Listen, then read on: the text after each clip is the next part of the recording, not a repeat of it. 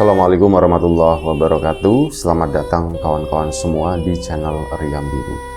Terima kasih banyak untuk kawan-kawan yang sudah berkenan hadir di channel ini. Apa kabar kawan-kawan? Semoga sehat selalu sekeluarga. Amin. Baik, kali ini ada satu cerita datang dari Mas Irfan di Cirebon. Mas Irfan menceritakan tentang satu pengalaman horor yang pernah dialaminya. Kejadiannya sendiri itu di akhir tahun 90-an ya. Waktu itu Mas Irfan masih SMP dan dia kebetulan deket sama sepupu-sepupunya. Nah, ini ada sepupu favoritnya Mas Irfan itu. Jadi satu keluarga itu anaknya perempuan semua. Anaknya itu 5. Jadi di situ rame lah. Nah, Mas Irfan itu termasuk yang ya dibilang paling kecil enggak ya, soalnya ada sepupu paling kecil itu seumuran sama Mas Irfan. Nah, lokasi atau rumahnya sendiri dari sepupu-sepupunya itu di rumah budeknya berarti ya.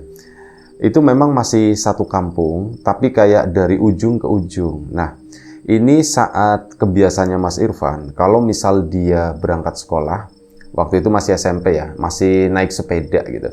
Nah, saat pulang, itu pasti akan mampir ke sana. Bahkan hal itu dilakukan dari zaman SD dulu. Sewaktu masih SD, SD-nya Mas Irfan kebetulan deket sama rumah sepupu-sepupunya tersebut. Akhirnya pulang sering mampir ke sana, dapat jajan, terus kadang ya dikasih uang sama kakak-kakak sepupunya itu, terus ya kadang makan siang di sana. Wis pokoknya sering lah main ke situ ya. Dan sampai SMP pun semacam itu. Tapi karena waktu itu udah ya SMP udah lumayan cukup gede, udah ada kesibukan-kesibukan, Mas Irfan juga udah mulai ya ada teman-teman yang suka main ke rumah kayak gitu ya.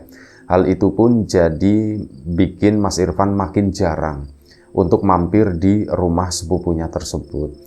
Bukannya nggak pernah, hanya jarang. Bisa ya seminggu sekali atau rata-rata biasanya itu 2 minggu sekali, kecuali pas musim penghujan. Kalau musim penghujan itu lebih jarang lagi. Nah, waktu itu ada satu kejadian dan kejadiannya memang di musim kemarau, di mana waktu itu Mas Irfan juga sering main ke sana.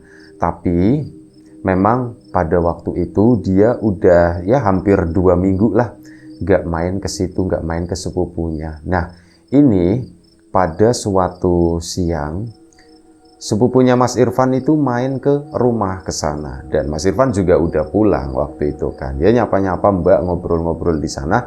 Nah, sepupunya itu cerita, "Van, nanti kamu nginep di rumahnya Mbak," katanya gitu. "Loh, emang kenapa Mbak?" Ada yang seru," katanya. Jadi begini, Mas Irfan itu main ke sana itu nggak cuma siang doang, kadang malam itu juga mampir ke situ ya. Nah, ya namanya mampir ke sana, obrolan-obrolannya ya Mas Irfan ditanyain, "Gimana di sekolah, ada yang cakep enggak?" Waktu itu Mas Irfan lagi suka sama ada salah satu temannya lah, anak perempuan gitu ya. Dia tuh suka ya curhatnya sama kakak sepupunya. Wah, didengerin aja seneng banget, padahal yang disukain sama Mas Irfan itu ya dia tahu atau enggak malah gitu ya kalau Mas Irfan itu suka. Cuman ya seneng kadang disemangatin, dihibur sama sepupunya, dibikin GR kayak gitu ya. Itu tuh seneng.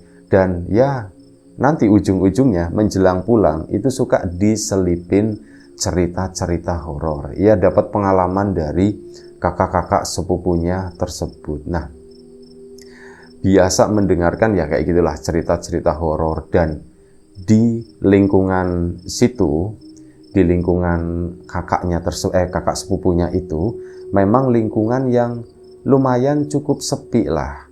Sepi banget sih enggak, cuman kalau dari rumahnya Mas Irfan menuju ke tempat sepupu, itu ada satu spot yang memang ditakutin, memang terkenal oleh warga juga, itu adalah titik yang angker. Ada deretan pohon bambu, ada 3 atau 4 dapuran gitu ya, lumayan cukup gede. Itu lokasinya benar-benar di pinggir jalan desa di sana. Nah, di situ tuh nggak ada lampu, nggak ada apa, mana di depannya itu juga tanah kosong. kayak bekas lapangan bulu tangkis, tapi itu udah nggak pernah dipakai, kondisinya itu udah hancur. Jadi memang tanah kosong gitu ya. Nah, di sisi satunya itu pohon bambu itu, dan itu lokasi yang menurut warga itu angker di sana. Ya, Mas Irfan juga merasakan hal itu. Meskipun dia tidak pernah mengalami secara langsung, tapi saat lewat ke sana itu takut karena kebawa cerita-cerita dari warga. Tapi ya wes, kalau misal Mas Irfan memang ada kebutuhan ke sepupu buat curhat atau apa, ya dilakoni gitu ya, dilakukan. Ya pulangnya juga tidak malam-malam, paling sekitar jam 9 atau apa. Itu pun kadang kakak sepupunya itu ngeliatin dari jauh gitu. Nanti pakai sepeda sana ngebut ngelewatin bambu-bambu itu. Nah, ini sepupunya kan waktu itu siang hari main ke rumah ya. Ngomong sama Mas Irfan, "Van, kamu nginep ya di rumah?" katanya. "Emang kenapa, Mbak? Ada yang seru," katanya begitu. "Seru apa, Mbak?" "Wis pokoknya nanti ceritanya tuh nanti aja. Tapi kamu nanti nginep ya di sana ya. Nanti malam, gak apa-apa deh, nanti malam. Nanti malam kan malam minggu kan," kata si sepupunya tadi. Mas Irfan sebenarnya pengen main sama teman-temannya malam minggu waktu itu, cuman aduh malam minggu aku mau main, Mbak. Nanti dulu, mainnya gampang. Ini soalnya hal kayak gini tuh nggak terjadi seterusnya. "Emang ada apa sih, Mbak? Emang ada apa?" gitu ditanya. "Wes pokoknya kamu nginep aja. Ayo nginep di tempat Mbak di sana," katanya begitu kan. Dan akhirnya ya sudah, Mas Irfan pun ya wes Mbak, nanti aku ke situ. Dan akhirnya wes kan. Malam harinya dari sore lah, mungkin setengah 8 gitu ya, Mas Irfan keluar, izin sama orang tua juga. "Pak, Bu, aku mau nginep di tempatnya Bude." "Oh ya sudah, sana," gitu kan. Akhirnya Mas Irfan berangkat ke tempat sepupunya. Nah, di situ ya pertama ngobrol-ngobrol ya, Mas Irfan nanya, "Apa sih, Mbak? Ada apa sih, Mbak?" gitu kan. "Nanti masih sore," kata mbaknya. "Sudah, duduk-duduk sini dulu ngobrol-ngobrol." Itu udah disediain makanan, udah disediain minuman, lumayan cukup banyak ya variasinya, jajan-jajanan seperti itu. Ya tentu saja Mas Irfan senang. Udah begitu, temennya Mas Irfan yang satu kampung lewat ke sana dan akhirnya dipanggil, temannya pun mampir, ada 2 orang. Akhirnya ya bertiga sama kakak-kakak sepupunya itu ya ngobrol-ngobrol lah di sana. Nggak terasa waktu pun berjalan sampai sekitar jam 10. Jam 10 malam di lingkungan tersebut itu meskipun malam minggu tapi udah lumayan cukup sepi. Dan akhirnya 2 temannya itu, karena Mas Irfan bilang ya aku mau nginep di sini, 2 temannya itu pun akhirnya pulang. "Ya Van, aku tak pulang dulu ya Van." Iya, kamu pulang hati-hati ya." Mereka berdua pun pulang. Yaitu lewat kebunan bambu itu diliatin dulu gitu ya sama Mas Irfan sama sepupu-sepupunya. "Oh, aku kalau misal naik sepeda dari belakang ngebut kayak gitu ya lucu," gitu kan. Nah, udah. Dan waktu itu jalan di kampung Mas Irfan juga masih kasar ya, bukan jalanan aspal atau beton, itu masih kayak jalanan dulu lah, batu-batu besar yang ditata-tata seperti itu. Jadi sengebut-ngebutnya sepeda itu yang nggak bisa ngebut-ngebut banget, yang ada suaranya doang yang kenceng, gobrak kayak gitu. Nah, ini sekitar jam 10 mereka pun masuk, dan waktu itu mereka pun berada di dalam rumah. Di ruang tengah masih pada ngumpul. Sepupunya ada yang tidur-tiduran di situ kan. Nah, ini kakak sepupunya salah satunya itu cerita, "Van." Mas Irfan juga nagih, "Mbak, ada apa sih, Mbak?" "Oh, jadi gini, Van. Belakangan, nah, waktu itu ada salah satu tetangganya, tetangga sepupunya Mas Irfan itu ada yang meninggal.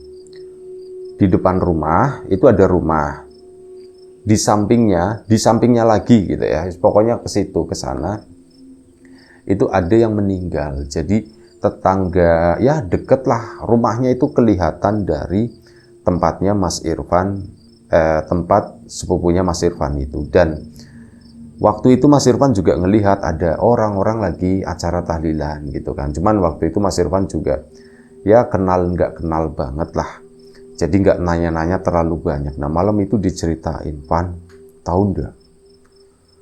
Lagi rame," katanya begitu kan. "Rame apa, Mbak?" itu kalau malam suka ada orang nangis katanya. Hah? Orang nangis mbak? Nangis gimana? Itu yang meninggal di depan, kata mbak sepupunya ya.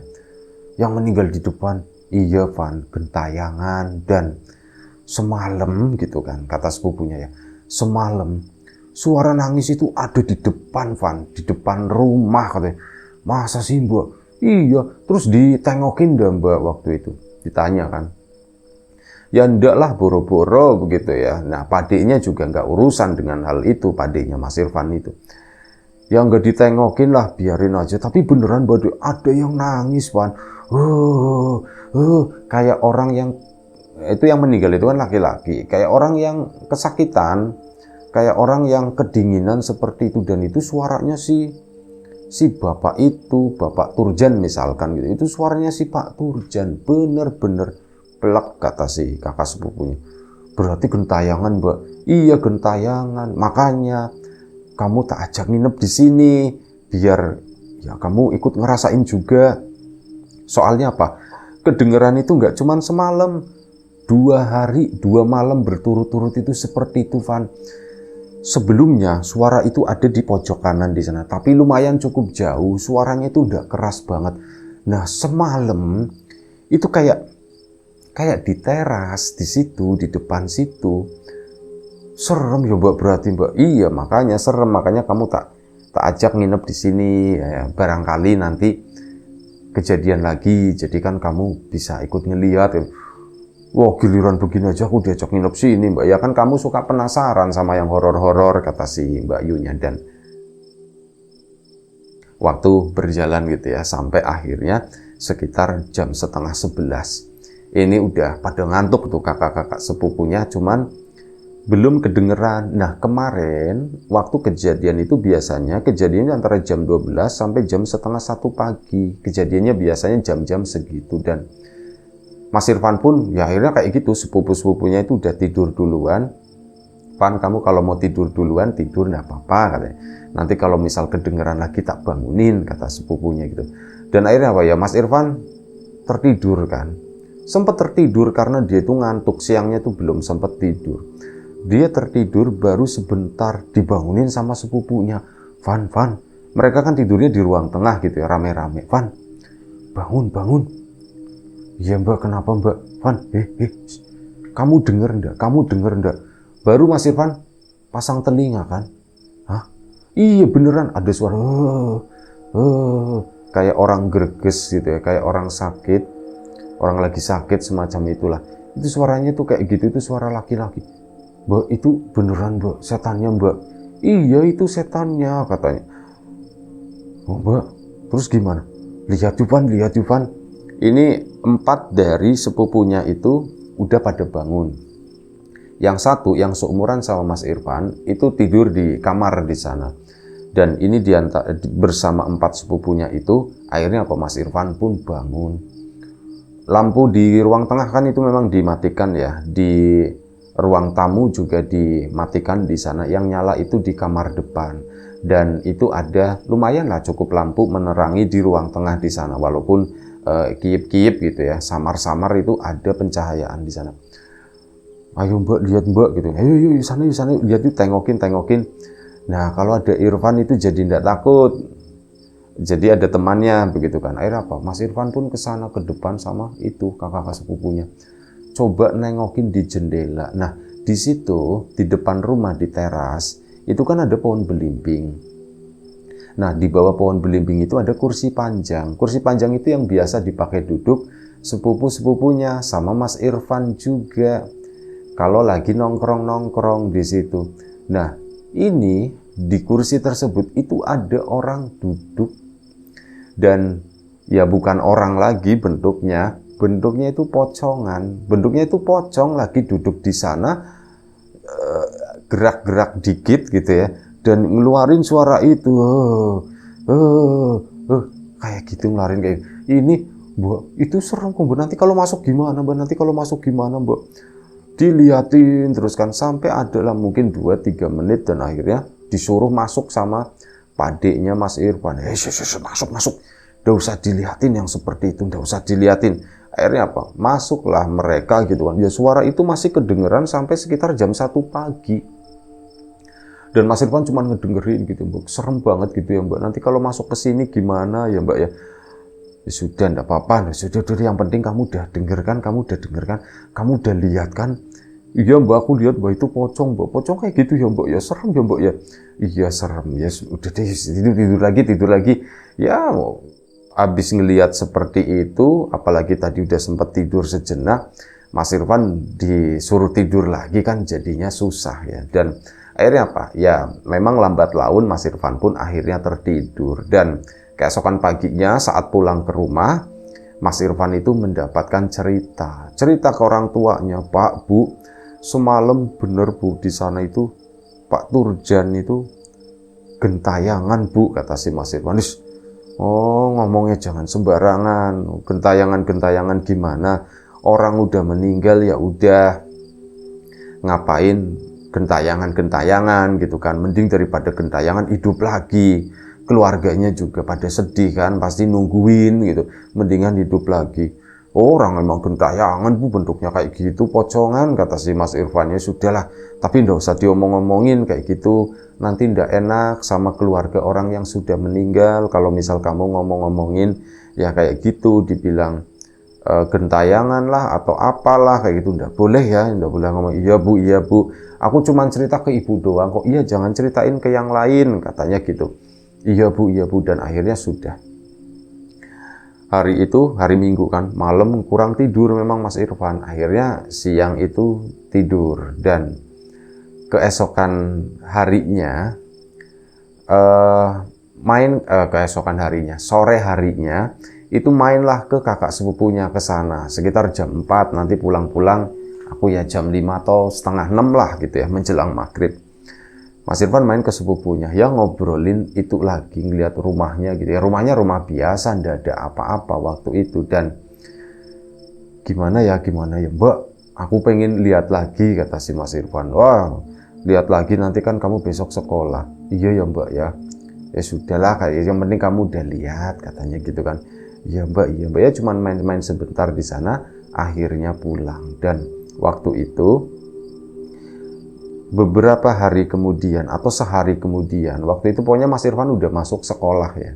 Dia itu mulai mendengar desas-desus atau isu tersebut kalau ada sosok pocong yang gentayangan. Dan karena waktu itu yang meninggal itu kan Pak Turjan, akhirnya si bapak ini, almarhum ini, kayak ya dijadikan inilah, oh itu pasti ininya Pak Turjan. Pak Turjan gentayangan, padahal kan belum tentu ya gitu.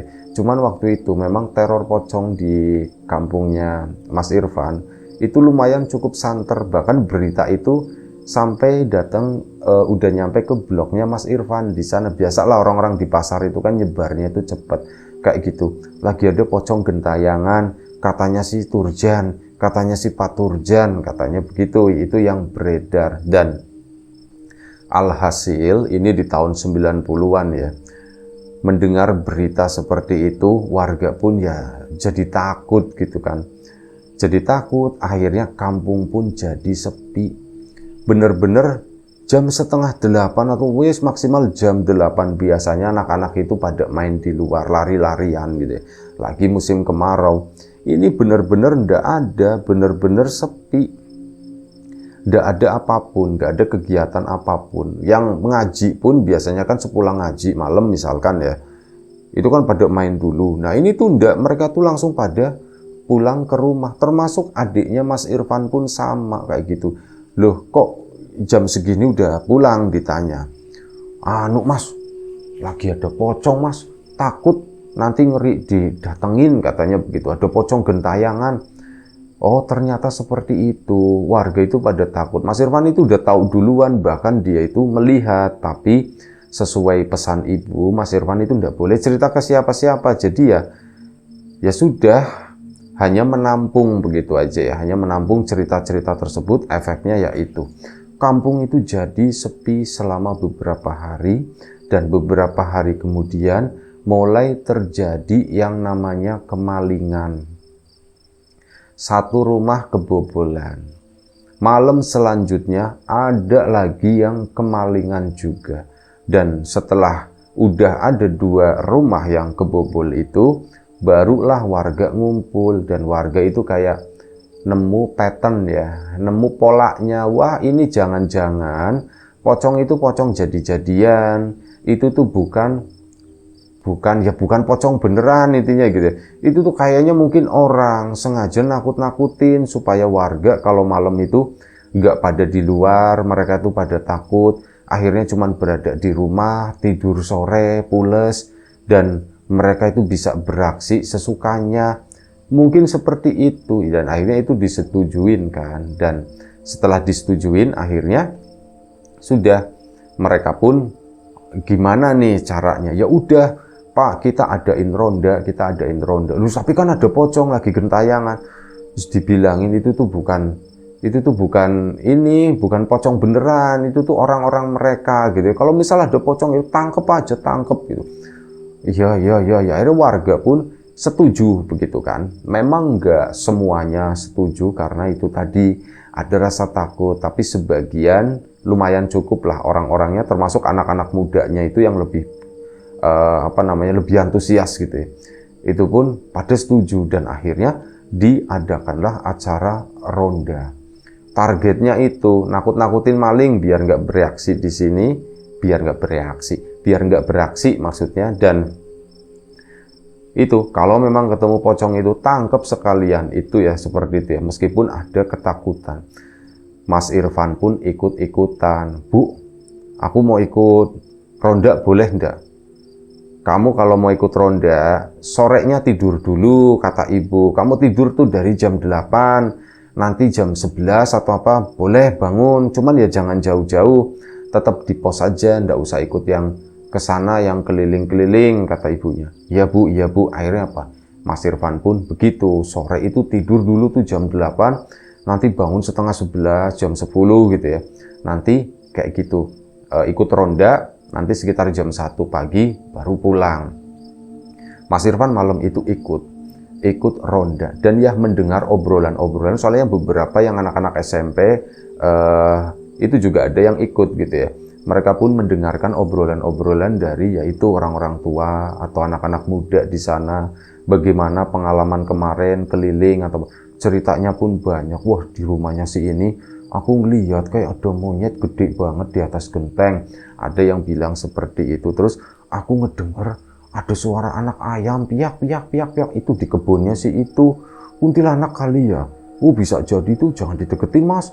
Nanti tuh kuntilanak itu mas, pura-pura. Ya ada yang ngomong seperti, ceritanya itu banyak ya. Tapi mengenai pocong itu tadi, itu belum ketemu.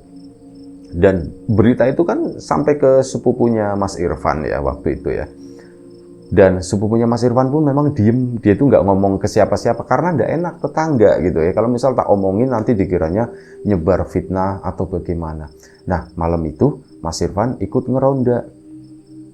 Dipesenin sama ibu nggak boleh kesana-sana intinya gitu ya. Nggak boleh kesana-sana, nggak boleh yang jauh-jauh. Dan ada beberapa anak-anak nih yang seumuran sama Mas Irfan, ada yang sedikit lebih tua.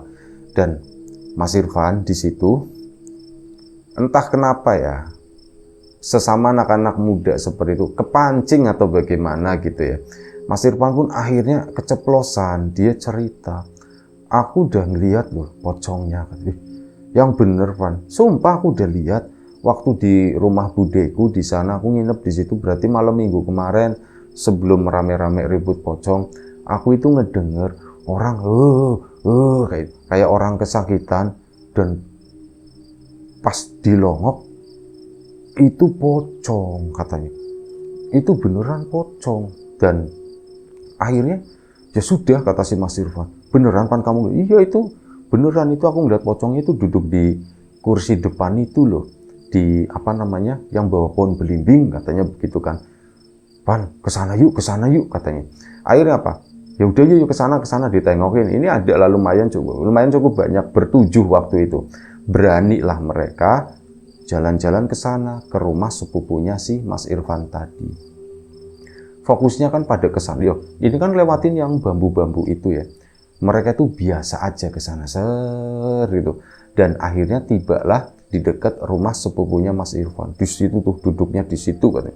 Ngelewatin depan rumahnya sepupunya Mas Irfan, habis itu nggak ada, balik lagi.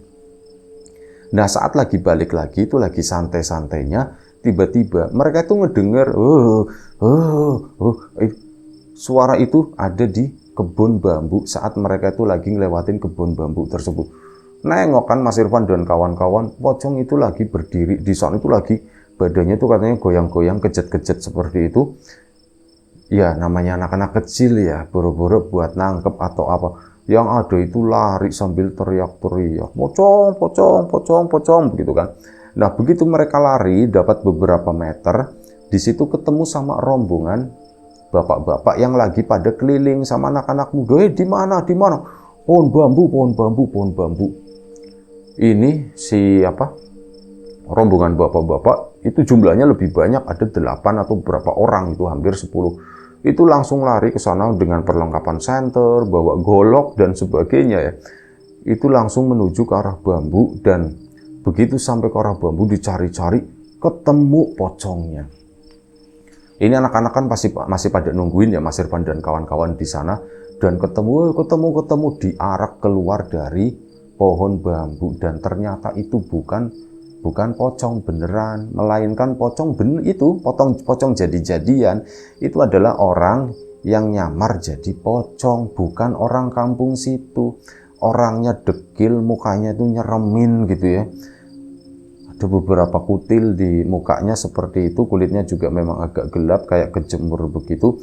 Ya beberapa warga itu udah melayangkan beberapa bogem waktu itu ya. Udah cedang gitu. Ampun, akhirnya diarak, warga kan jadi rame pada keluar. Ya, untungnya tuh untungnya di stop gitu ya. Dan orang tersebut ya alhamdulillahnya selamat. Cuman setelah diinterogasi, ternyata memang benar. Dia selama ini pelakunya yang jadi pocong-pocongan tersebut. Salah satu tugasnya itu untuk menakut-nakuti warga. Sementara orang lain, tim yang lain itu beraksi buat nyuri dan sebagainya. Itu kawanan maling lah intinya kayak gitu ya. Dan yang dilihat oleh Mas Irfan di depan rumah sepupunya tersebut itu ya, si orang tersebut ternyata pocong-pocongan, bukan pocong beneran. Dan dari situ akhirnya misteri kan terpecahkan. Warga jadi udah pada tahu, oh ternyata begini, ternyata begitu gitu kan. Dan memang yang bikin aneh, kata si Mas Irfan, si orang tersebut jadi pocong, cuman apa, dia tuh nggak pakai pakaian dalam, celana atau apa gitu, pakai baju bener-bener ini nggak ada pakaiannya gitu. Jadi ya tetap ditutupin pakai itu tadi apa namanya, kain morinya ya, seperti itu. Ya meskipun itu pocong-pocongan tapi ya serem gitu, malam-malam hitam-hitam begitu, terus dengan gayanya yang kayak gitu, itu lumayan bikin shock, itu lumayan bikin trauma. Dan selanjutnya setelah itu kampung pun bertahap mulai kembali ramai, dan yang terpenting adalah apa? Namanya Pak Turjan itu bersih. Jadi itu bukan Pak Turjan yang gentayangan atau apa gitu, itu benar-benar ya murni orang-orang yang ya beginilah pelaku kelompok maling-maling ini. Itu aja satu cerita dari Mas Irfan di Cirebon sana. Terima kasih banyak Mas Irfan atas ceritanya. Kawan-kawan di rumah juga terima kasih banyak atas support dan dukungannya apapun itu. Kawan-kawan subscriber, kawan-kawan membership, kawan-kawan yang udah kasih support dalam bentuk super thanks ke Riam Biru, terima kasih banyak. Kawan-kawan yang udah ngasih like, udah nge-share ke yang lainnya, kawan-kawan yang udah ninggalin komentar juga terima kasih banyak. Kawan-kawan yang sudah memesan bawang gorengnya biji tentu saja terima kasih banyak atas pesanannya. Kawan-kawan yang udah ngeramein aplikasi RIM juga terima kasih banyak. Jangan malu-malu buat posting, jangan malu-malu buat nge-like, ngasih komentar postingan kawan-kawan yang lain gitu ya. Terima kasih ya semuanya, dan doa terbaik dari kami untuk kawan-kawan semua, semoga selalu diberi kemudahan dalam hal apapun, termasuk kemudahan dalam hal rezeki, yang sakit segera diberi kesembuhan, yang sehat tetap dijaga kesehatannya. Sampai jumpa di episode selanjutnya Riam Biru, jaga kesehatan kawan-kawan semua. Assalamualaikum warahmatullahi wabarakatuh.